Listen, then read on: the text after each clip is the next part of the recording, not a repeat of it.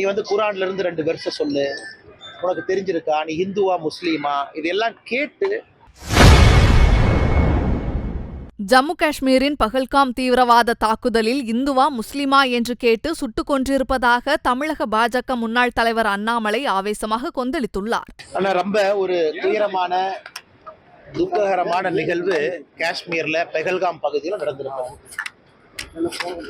அதுவும் ரொம்ப முக்கியமா என்னன்னா, எல்லாமே ரொம்ப இன்னசென்டான மக்கள். தமிழ்நாட்டில இருந்து, கர்நாடகால இருந்து, மகாராஷ்டிரால இருந்து நிறைய அரசு அதிகாரிகள் கூட அவங்களோட எல்டிசியை பயன்படுத்தி, இன்டெலிஜென்ஸ் பியூரோ, சமீபத்தில் திருமணமாகி ஒரே ஒரு வாரம் ஆகியிருக்கக்கூடிய நேவியில் இருக்கக்கூடிய ஒரு சகோதரர், எல்லோருமே நடுத்தர மக்கள். இந்த நேரத்தில் காஷ்மீருக்கு போகணும் அப்படிங்கறதுக்காக போனவங்க. திட்டமிட்டு தாக்குதல் நடத்தப்பட்ட விதம் ஒரு மனிதன் இப்படியெல்லாம் செய்வானா அப்படிங்கிற கேள்வியை நமக்குள்ள எழுப்பியிருக்கு. அதுவும் நான் இந்த நேரத்தில் எல்லா மதமும் ஒரே மதம் என்று நினைக்கக்கூடிய மனிதன் நான் இருந்தாலும் கூட, ஆனா வரக்கூடிய தீவிரவாதிகள் அப்படி நினைக்கல.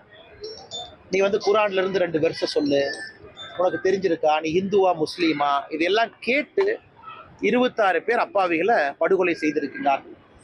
30க்கும் மேற்பட்டவங்க படுகாயம் அடைந்திருக்கிறார்கள்.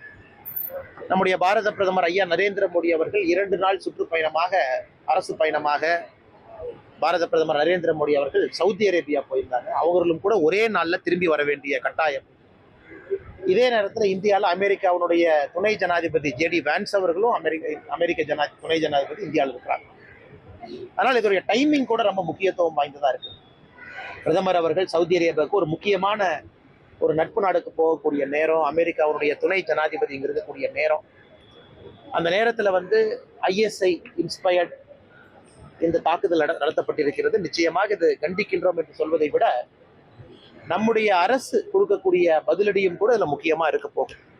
அதனால இந்த நேரத்தில் எல்லா மக்களும் கூட அமைதியா இருக்கணும். ஏன்னா யாரும் சோசியல் மீடியாவில் நிறைய விஷயங்களை. செய்திகளை உள்ளது உள்ளபடி தெரிந்து கொள்ள ரெஃப்ளெக்ட் நியூஸை சப்ஸ்கிரைப் பண்ணுங்க.